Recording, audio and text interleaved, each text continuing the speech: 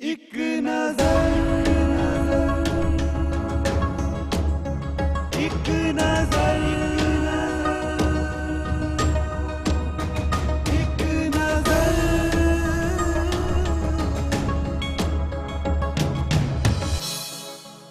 ਸਤਿ ਸ਼੍ਰੀ ਅਕਾਲ ਦਰਸ਼ਕੋ, ਮੈਂ ਹਾਂ ਤੁਹਾਡਾ ਆਪਣਾ ਹੋਸਟ ਸਤਿੰਦਰ ਸਿੰਘ ਮੀਰਥਲ। ਤੁਸੀਂ ਦੇਖ ਰਹੇ ਹੋ ਟੀਵੀ 84 ਤੇ ਤੁਹਾਡਾ ਆਪਣਾ ਮਨਪਸੰਦ ਪ੍ਰੋਗਰਾਮ ਇੱਕ ਨਜ਼ਰ। ਜੀ ਹਾਂ, ਜਿਵੇਂ ਕਿ ਤੁਹਾਨੂੰ ਪਤਾ ਕਿ ਸਾਡੇ ਇਸ ਸ਼ੋਅ ਦੇ ਵਿੱਚ ਅਸੀਂ ਤੁਹਾਨੂੰ ਉਹਨਾਂ ਸ਼ਖਸੀਅਤਾਂ ਦੇ ਰੂਬਰੂ ਕਰਵਾਉਂਦੇ ਹਾਂ ਜਿਨ੍ਹਾਂ ਨੇ ਵੱਖ-ਵੱਖ ਖੇਤਰਾਂ ਦੇ ਵਿੱਚ ਮਾਣ-ਤਾਣ ਹਾਸਿਲ ਕੀਤਾ ਹੈ। ਤੇ ਜੀ ਹਾਂ, ਅੱਜ ਸਾਡੇ ਇਸ ਸ਼ੋਅ ਦੇ ਵਿੱਚ ਬੜੀ ਹੀ ਅਜ਼ੀਮ ਸ਼ਖਸੀਅਤ ਜਿਹੜੀ ਨੇ ਉਹ ਪਹੁੰਚੇ ਨੇ। ਮੈਂ ਤਾਰੀਫ ਕਰਵਾਵਾਂਗਾ ਉਹਨਾਂ ਦੀ ਤੁਹਾਡੇ ਨਾਲ। ਸਾਡੇ ਨਾਲ ਇਸ ਵੇਲੇ ਸਟੂਡੀਓ ਦੇ ਵਿੱਚ ਮੌਜੂਦ ਨੇ ਗੁਰਦੇਵ ਸਿੰਘ ਜੀ, ਹਜ਼ੂਰੀ ਰਾਗੀ ਜਥਾ ਸ਼੍ਰੀ ਦਰਬਾਰ ਸਾਹਿਬ। ਤੇ ਕਰਦੇ ਹਾਂ ਇਹਨਾਂ ਦੇ ਨਾਲ ਗੱਲਬਾਤ ਤੇ ਜਾਣਦੇ ਹਾਂ ਇਹਨਾਂ ਦੇ ਵਿਚਾਰ। ਸਭ ਤੋਂ ਪਹਿਲਾਂ ਭਾਈ ਸਾਹਿਬ ਜੀ, ਤੁਹਾਡਾ ਸਾਡੇ ਸਟੂਡੀਓ ਤੇ ਉੱਪਰ ਆਉਣ ਤੇ ਬਹੁਤ-ਬਹੁਤ ਸਵਾਗਤ ਹੈ ਜੀ। ਫਤਿਹ ਦੀ ਸਾਂਝ ਪਾਈਏ ਜੀ। ਵਾਹਿਗੁਰੂ ਜੀ ਕਾ ਖਾਲਸਾ, ਵਾਹਿਗੁਰੂ ਜੀ ਕੀ ਫਤਿਹ। ਭਾਈ ਸਾਹਿਬ ਜੀ, ਬੜੀ ਵਡਮੁੱਲੀ ਦੇਣ ਹੈ ਗੁਰੂ ਮਹਾਰਾਜ ਜੀ ਦੀ ਆਪ ਨੂੰ। ਗੁਰੂ ਰਾਮਦਾਸ ਮਹਾਰਾਜ ਜੀ ਦੇ ਚਰਨਾਂ ਦੇ ਵਿੱਚ ਬੈਠ ਕਰਕੇ ਆਪ ਜੀ ਉਹਨਾਂ ਦਾ ਜਸ ਗਾਇਨ ਕਰਦੇ ਹੋ, ਗੁਰੂ ਦੀ ਮਹਿਮਾ ਗਾਇਨ ਕਰਦੇ ਹੋ। ਇੱਕ ਬਹੁਤ ਵੱਡੀ ਮੁੱਲੀ ਦੇਣ ਹੈ। ਸੋ ਸਭ ਤੋਂ ਪਹਿਲਾਂ ਅਸੀਂ ਜਾਣਨਾ ਚਾਹਾਂਗੇ ਆਪ ਜੀ ਦੇ ਬਾਰੇ ਦੇ ਵਿੱਚ ਕੁਝ ਆਪਣੇ ਬਾਰੇ ਦੇ ਵਿੱਚ ਦੱਸੋ। ਆਪਣੇ ਬਾਰੇ ਦੇ ਵਿੱਚ ਸਤਿਗੁਰੂ ਜੀ ਨੇ ਸਾਨੂੰ ਇੱਕ ਪਿੰਡ ਤੋਂ ਆਪਣੇ ਦਰਬਾਰ ਤੱਕ ਦਾ ਸਫ਼ਰ ਕਰਾਇਆ, ਇਹ ਉਹਦੀ ਕਿਰਪਾ ਹੈ। ਵਰਨਾ ਮਹਾਰਾਜ ਸਾਹਿਬ ਜੀ ਦਾ ਜੋ ਫਰਮਾਨ ਆ, ਹਮ ਰੁਲਤੇ ਫਿਰਤੇ ਕੋਈ ਬਾਤ ਨਾ ਪੁੱਛਦਾ। ਸਾਡੀ ਤੇ ਪਹਿਚਾਣ ਗੁਰੂ ਦਰਬਾਰ ਦੇ ਨਾਲ ਹੀ ਹੈ। ਸੋ ਗੁਰੂ ਨੇ ਕਿਰਪਾ ਕੀਤੀ, ਅਸੀਂ ਉੱਥੇ ਕੀਰਤਨ ਕਰ ਰਹੇ ਹਾਂ ਜੀ। ਇਹੀ ਸਾਡੀ ਪਹਿਚਾਣ ਹੈ ਜੀ। ਭਾਈ ਸਾਹਿਬ ਜੀ, ਆਮ ਦੇਖਣ ਦੇ ਵਿੱਚ ਆਉਂਦਾ ਵੀ ਜਦੋਂ ਬੱਚਾ ਜਨਮ ਲੈਂਦਾ ਪਰਿਵਾਰ ਦੇ ਵਿੱਚ ਤਾਂ ਮਾਂ-ਬਾਪ ਦੀ ਕੋਈ ਬੜੀ ਖੁਆਇਸ਼ਾਂ ਹੁੰਦੀਆਂ ਨੇ ਕਿ ਬੱਚਾ ਵੱਡਾ ਹੋ ਕੇ ਡਾਕਟਰ ਬਣੇ, ਇੰਜੀਨੀਅਰ ਬਣੇ ਜਾਂ ਹੋਰ ਕੋਈ ਅਫਸਰ ਬਣੇ। ਔਰ ਬੱਚਾ ਵੀ ਜਿਉਂ-ਜਿਉਂ ਬਾਲ ਅਵਸਥਾ ਤੋਂ ਜਵਾਨੀ ਅਵਸਥਾ ਵੱਲ ਆਉਂਦਾ ਹੈ ਤਾਂ ਉਹਦੇ ਵੀ ਮਨ ਦੇ ਖਿਆਲਾਤ ਹੁੰਦੇ ਨੇ ਕਿ ਮੈਂ ਕੋਈ ਹੋਰ ਰਾਹ ਚੁਣਾ ਜਾਂ ਕਿਸ ਤਰ੍ਹਾਂ। ਆਪ ਜੀ ਦੇ ਮਨ ਦੇ ਵਿੱਚ ਇਹ ਕੀਰਤਨੀਏ ਦੀ ਲਾਈਨ ਹੀ ਅਪਣਾਉਣ ਦੀ ਜਿਹੜੀ ਅਭਿਲਾਸ਼ਾ ਹੈ, ਇਹ ਕਿਵੇਂ ਤੇ ਕਦੋਂ ਆਈ? ਮੈਂ ਤੇ ਇਹੀ ਸਮਝਦਾ ਜੀ, ਸਾਨੂੰ ਤੇ ਬਿਲਕੁਲ ਸਮਝ ਨਹੀਂ ਸੀ ਕੋਈ ਕਦੋਂ ਆਈ, ਕਿਸ ਤਰ੍ਹਾਂ ਆਈ। ਪਰ ਇਹ ਮੈਂ ਆਪ ਜੀ ਨੂੰ ਬੇਨਤੀ ਕਰਦਾ, ਜੋ ਗੁਰੂ ਮਹਾਰਾਜ ਦਾ ਵਾਕਿਆ ਨਾ, ਜਿਸ ਨੂੰ ਬਖਸ਼ੇ ਸਿਫਤ ਸਲਾਹ ਨਾਨਕ ਪਾਤਸ਼ਾਹੀ ਪਾਤਸ਼ਾਹ। ਜਿਹਨੂੰ ਆਪਣੇ ਦਰ ਦੀ ਸੇਵਾ ਉਹਨੇ ਕਰਾਉਣੀ ਹੁੰਦੀ ਹੈ, ਧੁਰ ਤੋਂ ਹੀ ਉਹ ਸੇਵਾ ਕਰਨ ਵਾਸਤੇ ਜਨਮ ਲੈ ਲੈਂਦਾ ਪਿੱਛੋਂ ਹੀ। ਤੇ ਗੁਰੂ ਸਾਹਿਬ ਨੇ ਸਾਨੂੰ ਇੱਕ ਸਿੱਖ ਪਰਿਵਾਰ ਜਨਮ ਦਿੱਤਾ, ਇਹ ਉਹਦਾ ਕਰਮ ਹੈ, ਸਾਡੇ ਤੇ ਕਿਰਪਾ ਹੈ। ਫਿਰ ਉਹਨਾਂ ਨੇ ਉਸ ਘਰ ਜਨਮ ਦਿੱਤਾ ਜਿੱਥੇ ਸਾਡੀ ਮਾਤਾ ਵੀ ਥੋੜਾ ਸਿੱਧੇ ਸ਼ਬਦ ਪੜ੍ਹਦੀ ਸੀ ਤੇ ਸਾਡੇ ਪਿਤਾ ਜੀ ਵੀ ਸਿੱਧਾ ਕੀਰਤਨ, ਜਿਹਨੂੰ ਅਸੀਂ ਢੋਲਕੀ ਚਿਮਟਿਆਂ ਨਾਲ ਕਹੀ ਨਹੀਂ ਕਰਦੇ ਸੀ। ਉਹ ਜਦੋਂ ਸਾਡੇ ਕੰਨ 'ਚ ਪਹਿਲਾਂ ਸੁਣਿਆ, ਅਸੀਂ ਸਾਡੇ ਕੰਨ ਵਿੱਚ ਸਰੋਤ ਪਈ, ਤਾਂ ਆਟੋਮੈਟਿਕ ਗੁਰੂ ਸਾਹਿਬ ਵੱਲੋਂ ਹੀ ਕੋਈ ਧਿਆਨ ਜੁੜਿਆ। ਸਾਡੀ ਆਪਣੀ ਮਿਹਨਤ ਕਰਕੇ ਕੰਮ ਨਹੀਂ ਹੋਇਆ ਜੀ। ਮਤਲਬ ਸਾਡੇ ਆਲੇ ਦੁਆਲੇ ਮਾਹੌਲ ਇਸ ਤਰ੍ਹਾਂ ਦਾ ਹੀ ਸਹੀ, ਅਸੀਂ ਆਪਣੇ ਹੀ ਆਪ ਉਸ ਮਾਹੌਲ ਵਿੱਚ ਖਿੱਚੇ ਚਲੇ ਗਏ। ਸਾਡੇ ਚਾਚੇ ਤਾਏ, ਤਾਇਆ ਤੇ ਨਹੀਂ, ਚਾਚੇ ਸਾਡੇ, ਮਤਲਬ ਇਹ ਕੀਰਤਨ ਕਰਦੇ ਸੀ। ਜਰਨੈਲ ਸਿੰਘ ਹੁਣੀ, ਭਾਈ ਨਰੈਣ ਸਿੰਘ, ਭਾਈ ਸੁਖਦੇਵ ਸਿੰਘ, ਉਹ ਸਾਰਿਆਂ ਦੇ ਸਹਿਯੋਗ ਸਦਕਾ ਅਸੀਂ ਇੱਧਰ ਵਾਲੇ ਬੰਨੇ ਆ ਗਏ ਹਾਂ। ਬਾਕੀ ਸਾਡੇ ਪਿੰਡ ਦੇ ਗ੍ਰੰਥੀ ਸਿੰਘ ਸੀਗੇ, ਬਹੁਤ ਪਿਆਰ ਵਾਲੇ, ਸੁਰਗਵਾਸੀ ਬਾਬਾ ਕਰਤਾਰ ਸਿੰਘ ਜੀ ਲਹਿਰੀ ਸਾਹਿਬ, ਬਾਪੂ ਤਾਰਾ ਸਿੰਘ ਜੀ, ਬਾਪੂ ਸਾਧਾ ਸਿੰਘ ਜੀ। ਇਹ ਬਜ਼ੁਰਗ ਜਿਹੜੇ ਸਾਡੇ ਘੇਰੇ ਜਦੋਂ ਰੋਜ਼ ਕੀਰਤਨ ਕਰਦੇ ਸੀ ਗੁਰਦੁਆਰਾ ਸਾਹਿਬ ਵਿੱਚ ਪਿੰਡੋਂ, ਉਹਨਾਂ ਦੀ ਦੇਣ ਆ ਸਾਨੂੰ ਇਹ ਬਹੁਤ ਵੱਡੀ ਕਿ ਅਸੀਂ ਇਸ ਬੰਨੇ ਵੱਲ ਆਏ। ਵਰਨਾ ਸਾਡਾ ਆਪਣਾ ਕੋਈ ਮਿਹਨਤ ਨਹੀਂ, ਨਾ ਸਾਨੂੰ ਪਤਾ ਹੀ ਸੀ ਵੀ ਇਹ ਲਾਈਨ 'ਚ ਇਸ ਤਰ੍ਹਾਂ ਹੁੰਦਾ। ਬਸ ਇੰਨਾ ਪਤਾ ਸੀ ਵੀ ਕੀਰਤਨ 'ਚ ਰਸ ਬੜਾ। ਉਹ ਜਿਹੜਾ ਕਿਧਰੇ ਨਾ ਕਿਧਰੇ ਅੱਜ ਪਿੰਡਾਂ 'ਚ ਗਾਇਬ ਆ। ਹੁਣ ਮੈਂ ਤੁਹਾਨੂੰ ਮਾਫ਼ ਕਰਨਾ, ਇਹ ਗੱਲ ਮੈਨੂੰ ਕਹਿਣੀ ਪੈ ਰਹੀ ਹੈ। ਪਹਿਲਾਂ ਪਿੰਡਾਂ ਦੇ ਬਜ਼ੁਰਗ ਭਾਵੇਂ ਧਾਰਨਾ ਨਾਲ ਹੀ ਕੀਰਤਨ ਕਰਦੇ ਸੀ, ਪਰ ਰੋਜ਼ ਕਰਦੇ ਹੁੰਦੇ ਸੀ। ਹੁਣ ਲੋਕੀ ਆਪਣਾ ਸਿੱਧਾ ਗੁੱਲੀ ਲਾਈ ਆਪਣਾ ਦਰਬਾਰ ਸਾਹਿਬ ਦੀ, ਜਾਂ ਕੋਈ ਵੀ ਜਿਹਨੂੰ ਅਸੀਂ ਕਹਿ ਨਾ ਇਲੈਕਟ੍ਰੋਨਿਕ ਮੀਡੀਆ ਦਾ ਕੀਰਤਨ ਚੱਲਦਾ ਵਾ, ਆਪ ਬੋਲ ਕੇ ਲੋਕੀ ਘੱਟ ਕਰਦੇ ਆ। ਪਰ ਅਸੀਂ ਉਸ ਚੀਜ਼ ਦੀ ਦੇਣ ਆ ਜਿਹੜਾ ਆਪ ਲੋਕ ਸੰਗਤਾਂ ਕਰਦੀਆਂ ਸਨ। ਰੋਜ਼ ਸਵੇਰੇ ਸ਼ਾਮ ਗੁਰਦੁਆਰੇ ਜਾਣਾ, ਗੁਰਦੁਆਰੇ ਸਪੀਕਰਾਂ ਤੋਂ ਆਵਾਜ਼ਾਂ ਹੋਣੀਆਂ, ਬਸ ਇਹ ਅਸੀਂ ਉਹਦੀ ਦੇਣ ਆ ਜੀ। ਬਿਲਕੁਲ ਜੀ। ਭਾਈ ਸਾਹਿਬ ਜੀ, ਕਿੰਨਾ ਚਿਰ ਹੋ ਗਿਆ ਆਪ ਜੀ ਨੂੰ ਇਹ ਸੇਵਾ ਨਿਭਾਉਂਦਿਆਂ ਗੁਰੂ ਰਾਮਦਾਸ ਮਹਾਰਾਜ ਦੇ ਚਰਨਾਂ? ਸਨ 2000 ਵਿੱਚ ਅਸੀਂ ਮਹਾਰਾਜ ਦੀ ਸੇਵਾ ਲਈ ਆ। ਪਰ ਉਂਝ ਮੇਰਾ 75 ਦਾ ਜਨਮ ਆ ਤੇ ਮੈਂ ਕੋਈ 83 ਦਾ ਕੀਰਤਨ ਕਰਨਾ ਸ਼ੁਰੂ ਕਰ ਦਿੱਤਾ ਸੀ। ਬਿਲਕੁਲ ਜੀ। ਹਾਂ, 83 ਦਾ ਮੈਂ ਆਪ ਜਿਹੜਾ ਸ਼ੁਰੂ ਕਰਤਾ ਸੀ, ਤੇ ਜਿਹੜਾ ਸਿੱਖਣਾ ਸ਼ੁਰੂ ਕੀਤਾ ਉਹ ਮੁੜ ਕੇ ਅਸੀਂ ਕੋਈ 87-88 ਤੋਂ ਬਾਅਦ ਜੀ ਜਿਹੜਾ ਆਪਣੇ ਆਪ ਪਾਠ ਕਰਦਿਆਂ ਕਰਦਿਆਂ ਕਿਸੇ ਦੇ ਘਰ ਵਾਜਾ ਖੋਲ ਕੇ ਕੀਰਤਨ ਕਰ ਲੈਣਾ, ਤਬਲਾ ਢੋਲਕ ਵਜਾ ਲੈਣਾ ਮਾੜਾ ਮੋਟਾ, ਬਿਨਾਂ ਸਿੱਖਣ ਤੋਂ ਕਰਨਾ ਸ਼ੁਰੂ ਕਰਤਾ ਸੀ ਜੀ 7-8 ਸਾਲ ਦੀ ਉਮਰ 'ਚ। ਜੀ ਪਹਿਲਾਂ ਸਾਨੂੰ ਇਹ ਮਤਲਬ ਲਾਲਚੀ ਕਹਿ ਲਓ ਜਾਂ ਕੁਛ ਕਹਿ ਲਓ, ਪਹਿਲਾਂ ਮੈਂ ਧੂਫੀਆ ਲੱਗਦਾ ਹੁੰਦਾ ਸੀ, ਜਿਹੜਾ ਪਿੰਡਾਂ 'ਚ ਨਾ ਜਪਜੀ ਸਾਹਿਬ ਦੀ ਨਾਲ ਛੋਟੀ ਪੋਥੀ ਨਹੀਂ ਰੱਖਦੇ, ਹਾਂਜੀ ਹਾਂਜੀ ਅਖੰਡ ਪਾਠ ਸਾਹਿਬ ਦੇ ਨਾਲ ਰੱਖਦੇ ਹੁੰਦੇ ਸੀ, ਹੁਣ ਨਹੀਂ ਲੋਕ ਰੱਖਦੇ। ਜੀ ਜੀ ਉਹਦੇ ਤੇ ਸਾਨੂੰ 13 ਰੁਪਏ ਪੂਜਾ ਮਿਲਦੀ ਸੀ।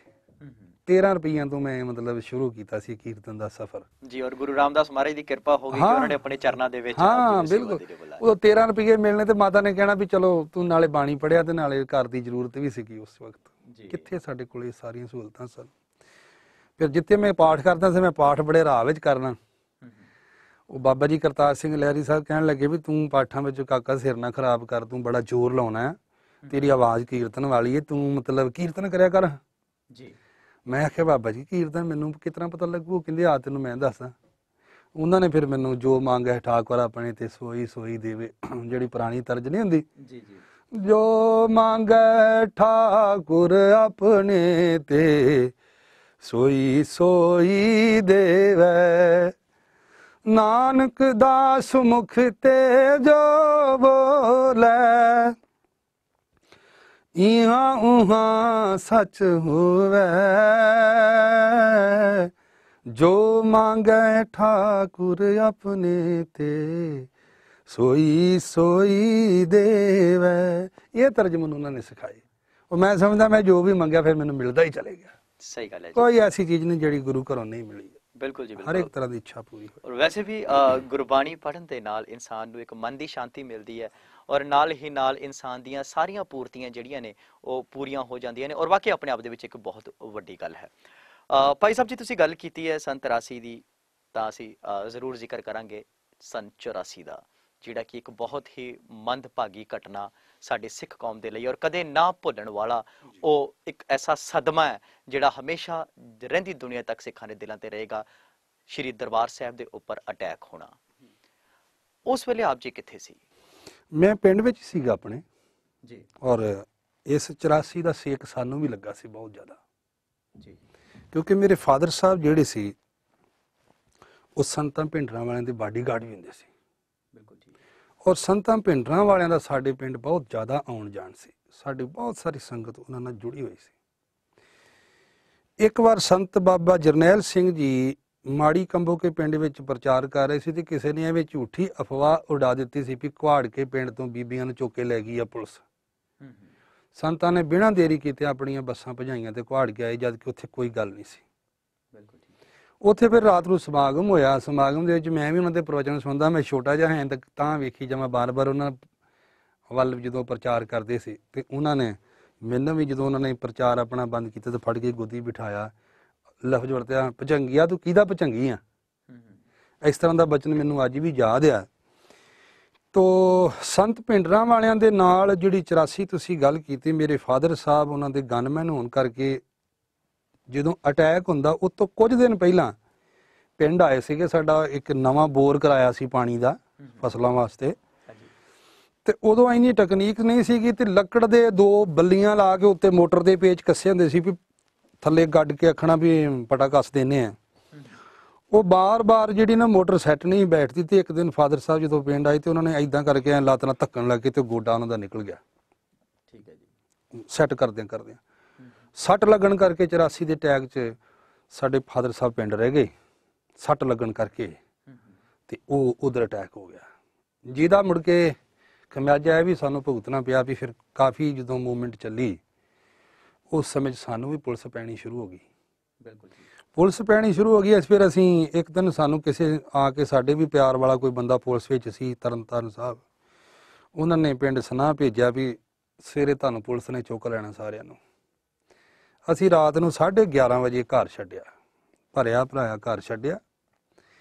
ਅਸੀਂ ਰਾਤ ਤੁਰ ਕੇ ਹੀ ਨਿਕਲੇ ਆਪਣੇ ਪਿੰਡ ਤੋਂ। ਮੈਂ ਉਹਨਾਂ ਸਾਰਿਆਂ ਪਿੰਡਾਂ ਦਾ ਤੁਹਾਨੂੰ ਜ਼ਿਕਰ ਦੱਸਦਾ। ਅਸੀਂ ਪਹਿਲਾਂ ਚੋਰ ਚੀਬੇ ਪਿੰਡ ਸਾਡੇ ਪੱਟੀ ਤੋਂ ਅੱਗੇ ਕਾਫੀ ਦੂਰ, ਉੱਥੇ ਜਾ ਕੇ ਰਾਤ ਰਹੇ। 2-4 ਦਿਨ ਸਾਨੂੰ ਉਹਨਾਂ ਨੇ ਰੱਖਿਆ, ਪਰ ਬਾਅਦ 'ਚ ਉਹਨਾਂ ਨੂੰ ਪਤਾ ਲੱਗਾ ਵੀ ਇਹ ਤਾਂ ਘਰੋਂ ਭੱਜ ਕੇ ਆਏ ਨੇ। ਫਿਰ ਉਹਨਾਂ ਨੇ ਕਿਹਾ ਵੀ ਸਾਡੇ ਵੀ ਛੋਟੇ-ਛੋਟੇ ਬੱਚੇ, ਸਾਡੇ ਤੇ ਰਹਿਮ ਕਰੋ। ਫਿਰ ਅਸੀਂ ਕਦੀ ਕਿਸੇ ਰਿਸ਼ਤੇਦਾਰ ਕੋਲ ਜਾਣਾ, ਕਦੀ ਕਿਸੇ ਕੋਲੇ ਜਾਣਾ। ਸਾਰੇ ਰਿਸ਼ਤੇਦਾਰ 2 ਦਿਨ ਰੱਖ ਕੇ ਸਾਨੂੰ ਹੱਥ ਜੋੜ ਜਾਂਦੇ ਵੀ ਨਹੀਂ ਚੱਲ ਜਾਓ, ਕੋਈ ਨਹੀਂ ਸਾਨੂੰ ਰੱਖਦਾ। ਫਿਰ ਸਾਡਾ ਇੱਕ ਚਾਚਾ ਸੀ ਸਾਡੇ ਪਿੰਡ ਦੇ ਗ੍ਰੰਥੀ ਬਾਬਾ ਜੀ ਦਾ, ਉਹ ਸੀਗਾ ਰਿਸ਼ਤੇਦਾਰਾਂ ਚੋਂ, ਉਹ ਰਹਿੰਦਾ ਸੀ ਹਰਿਆਣੇ ਦੇ ਵਿੱਚ। ਹੁਣ ਉਹ ਸਵਰਗਵਾਸ ਹੋ ਗਿਆ। ਉਹਨੂੰ ਪਤਾ ਲੱਗਾ ਵੀ ਆਹ ਕਹਾਣੀ ਵਾਪਰੀ, ਉਹ ਉੱਥੋਂ ਆਇਆ ਤੇ ਉਹਨੇ ਸਾਨੂੰ ਆਣ ਕੇ ਇੱਥੋਂ ਉੱਥੇ ਖੜਿਆ ਹਰਿਆਣੇ 'ਚ ਰਾਗੋ ਮਾਜਰੇ ਦੇ ਲਾਗੇ। ਉੱਥੇ ਫਿਰ ਅਸੀਂ ਕਾਫੀ ਸਮਾਂ ਰਹੇ। ਉਹਨਾਂ ਨੇ ਸਾਨੂੰ, ਚਾਚਾ ਜੀ ਸਾਡੇ ਨੇ ਕਿਹਾ ਕਿ ਤੁਸੀਂ ਐ ਨਾ ਪਰੇਸ਼ਾਨ ਹੋਇਓ, ਆਹ 2-4 ਕਿੱਲੇ ਜ਼ਮੀਨ ਤੁਸੀਂ ਆਪੇ ਵਾਓ, ਆਪੇ ਬੀਜੋ, ਆਹ ਲਓ ਮੱਝਾਂ, ਆਹ 2 ਕਮਰੇ ਫੜੋ ਤੇ ਤੁਸੀਂ ਆਪਣਾ ਜੀਵਨ ਬਸਰ ਕਰੋ, ਇੱਥੇ ਤੁਹਾਨੂੰ ਕੋਈ ਚਿੰਤਾ ਨਹੀਂ, ਕੋਈ ਨਹੀਂ ਆਏਗਾ, ਮੈਂ ਕਿਸੇ ਨੂੰ ਵੀ ਨਹੀਂ ਦੱਸਾਂਗਾ। ਅਸੀਂ 2.5 ਸਾਲ ਉੱਥੇ ਰਹੇ। ਵਾਹ ਜੀ ਵਾਹ। 2.5 ਸਾਲ ਅਸੀਂ ਘਰੋਂ ਲੋਕੀ ਤੇ ਕਹਿੰਦੇ ਨਾ ਜੀ ਆਹ ਕੰਮ ਕਰੀਏ ਤੇ ਚੁੱਲ੍ਹਿਆਂ 'ਚ ਘਾਹ ਖਲੋਂਦਾ, ਅਸੀਂ ਵੇਖਿਆ। ਅਸੀਂ ਜਦੋਂ ਵਾਪਸ ਆਏ ਸਾਂ ਨਾ, ਸਾਡੇ ਚੁੱਲ੍ਹਿਆਂ 'ਚ ਘਾਹ ਉੱਗਿਆ ਸੀ। ਸਾਡਾ ਜਿਹੜਾ ਘਰ ਕੱਚਾ ਹੁੰਦਾ ਸੀ, ਉਹਦੀ ਉੱਤੋਂ ਪਾਣੀ ਪੈ ਕੇ ਸਾਰਾ ਬਰਬਾਦ ਹੋ ਚੁੱਕਾ ਸੀ। ਲੋਕ ਸਾਡੇ ਰਜਾਈਆਂ ਟਰੰਕਾਂ 'ਚੋਂ ਸੰਦੂਖਾਂ 'ਚੋਂ ਕੱਢ ਕੇ ਲੈ ਗਏ ਸੀ, ਸਾਡੇ ਟੋਕੇ ਵੀ ਖੇਡ ਕੇ ਲੈ ਗਏ, ਸਾਡੀਆਂ ਮੋਟਰਾਂ ਵੀ ਲੈ ਗਏ, ਸਾਡੇ ਇੱਥੋਂ ਤੱਕ ਦਰਵਾਜ਼ੇ ਵੀ ਲਾ ਕੇ ਲੋਕ ਲੈ ਗਏ ਸਨ। ਕੰਧ 'ਚ ਪਾੜ ਪਿਆ ਹੋਇਆ ਸੀਗਾ। ਤੇ ਜਦੋਂ ਅਸੀਂ ਇੱਕ ਵਾਰੀ ਆ ਕੇ ਅੰਦਰ ਆਪਣਾ ਵੇਖਿਆ ਤੇ ਅੰਦਰ ਜਾਨਵਰ ਵੀ ਕੋਈ ਮਰੇ ਪਏ ਸੀ, ਬੋ ਆ ਰਹੇ ਸੀ ਅੰਦਰੋਂ।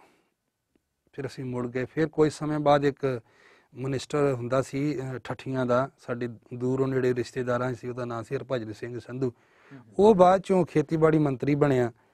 ਉਹਨਾਂ ਦੇ ਕੁਛ ਰਿਲੇਸ਼ਨ ਹੋਣ ਕਰਕੇ ਉਹਨਾਂ ਨੇ ਸਾਨੇ ਪੁਲਿਸ ਦੇ ਕੇਸ ਕੋਈ ਸਹੀ ਕਰਾਏ। ਤੇ ਪਰ ਜਦ ਸਹੀ ਹੋਣੇ ਸੀ ਨਾ, ਉਹ ਤੋਂ ਪਹਿਲਾਂ ਮੇਰੇ ਫਾਦਰ ਸਾਹਿਬ ਨੂੰ ਮਮਣਕੇ ਪਿੰਡ ਵਿੱਚੋਂ ਪੁਲਿਸ ਨੇ ਘੇਰਾ ਪਾ ਕੇ ਤੇ ਫੜ ਲਿਆ। ਅੱਛਾ ਜੀ। ਇਹ ਬਿਮਾਰ ਸੀਗੇ, ਨਹੀਂ ਤੇ ਫੜੇ ਨਾ ਕਿੱਥੇ ਜਾਣਾ ਸੀ। ਇਹਨਾਂ ਨੂੰ ਦਵਾਈ ਬੁਖਾਰ ਵਾਲੀ ਖਾਧੀ ਸੀ ਤੇ ਉਹ ਰੈਸਟ ਵਿੱਚ ਸੀ, ਕਿਸੇ ਸੂਈਏ ਨੇ ਸੂਹ ਦਿੱਤੀ ਵੀ ਫਲਾਣੇ ਥਾਂ ਤੇ ਖਾੜ ਖੁੱਲ ਗਿਆ। ਠੀਕ ਹੈ। ਇੱਕ ਬੰਬੀ ਮੋਟਰ ਤੇ ਬਾਹਰ ਲੰਮੇ ਪਏ ਸੀ ਮਮਣ ਕੇ ਜਸਵੰਤ ਸਿੰਘ ਉਹਨਾਂ ਦੀਆਂ ਮਹਿਕਾਂ 'ਚ। ਉੱਥੋਂ ਫਿਰ ਉਹ ਭੱਜੇ, ਪਿੱਛੇ ਪੁਲਿਸ ਲੱਗੀ ਤਾਂ ਉਹਨਾਂ ਨੇ ਥੋੜੇ ਸਮੇਂ ਬਾਅਦ ਉਹਨਾਂ ਨੂੰ ਫੜ ਲਿਆ। ਕੁੱਟਮਾਰ ਕਰਦਿਆਂ ਨੇ ਵਾਲਾਂ ਤੋਂ ਫੜ ਕੇ ਘੜੀਸ ਕੇ ਗੱਡੀਆਂ 'ਚ ਸੁੱਟਿਆ। ਫਿਰ ਉਹਨਾਂ ਨੂੰ ਕਿੱਥੇ ਲੈ ਕੇ ਸਾਨੂੰ ਕਾਫੀ ਦੇਰ ਤੇ ਪਤਾ ਨਹੀਂ ਲੱਗਾ। ਇੱਥੇ ਮਾਲ ਮੰਡੀ ਅੰਮ੍ਰਿਤਸਰ ਲਿਆਂਦਾ ਉਹਨਾਂ ਨੂੰ। ਬਹੁਤ ਜ਼ਿਆਦਾ ਕੁੱਟਮਾਰ ਕਰਦੇ ਰਹੇ। ਬੜੇ ਦਿਨਾਂ ਬਾਅਦ ਸਾਨੂੰ ਪਤਾ ਲੱਗਾ ਤੇ ਉਹਨਾਂ ਦੇ ਪੈਰ ਵੀ ਐਡੇ ਕਰਤੇ ਸੀ, ਮਾਰ ਬੱਟ, ਦੰਦ ਵੀ ਤੋੜ ਸੁੱਟੇ। ਪਰ ਫਿਰ ਜਿਵੇਂ ਪਤਾ ਲੱਗਾ, ਫਿਰ ਅਸੀਂ ਪਹੁੰਚ ਕੀਤੀ ਆਪਣੇ ਮਿਨਿਸਟਰਾਂ ਤਾਈਂ। ਉਹਨਾਂ ਨੇ ਇਹ ਸਾਡਾ ਮੁੜ ਕੇ ਕੇਸ ਹੱਲ ਕਰਾ ਕੇ ਸਾਨੂੰ ਘਰ ਬਹਿਆ। ਸਾਨੂੰ ਵੀ 84 ਦਾ ਪੂਰਾ ਸੇਕ ਲੱਗਾ ਸੀ। ਯਾਨੀ ਕਿ 84 ਦੇ ਜਿੰਨੇ ਵੀ ਸਿੱਖ ਤਸ਼ੱਦਦ ਹੋਈ ਹੈ, ਤੁਸੀਂ ਆਪਣੇ ਪਿੰਡੇ ਤੇ ਬਿਲਕੁਲ ਰਾਤਾਂ ਨੂੰ ਤੁਰਦੇ ਸਾਂ ਜੀ, ਕੁਝ ਨਾ ਪੱਲੇ ਸੀ ਨਾ ਕੋਈ ਚੀਜ਼ ਸੀ, ਬਸ ਗੁਰੂ ਆਸਰੇ ਹੀ ਤੁਰਦੇ ਸਾਂ, ਨੰਗੇ ਪੈਰੀ ਤੁਰ ਕੇ ਤੇ ਲੁਕਣਾ ਛਿਪਣਾ, ਕਦੀ ਕਿਤੇ ਰਾਤ ਕੱਟਣੀ, ਕਦੀ ਕਿਤੇ ਰਾਤ ਕੱਟਣੀ। ਸੋ ਜੀ ਇਸ ਵੇਲੇ ਵਕਤ ਹੋ ਚੱਲਿਆ ਇੱਕ ਛੋਟੇ ਜਿਹੇ ਬ੍ਰੇਕ ਦਾ। ਛੇਤੀ ਮੁੜਦੇ ਹਾਂ ਛੋਟੇ ਜਿਹੇ ਬ੍ਰੇਕ ਤੋਂ ਬਾਅਦ। ਤੁਸੀਂ ਦੇਖਦੇ ਰਹੋ ਇੱਕ ਨਜ਼ਰ। ਇੱਕ ਨਜ਼ਰ, ਇੱਕ ਨਜ਼ਰ।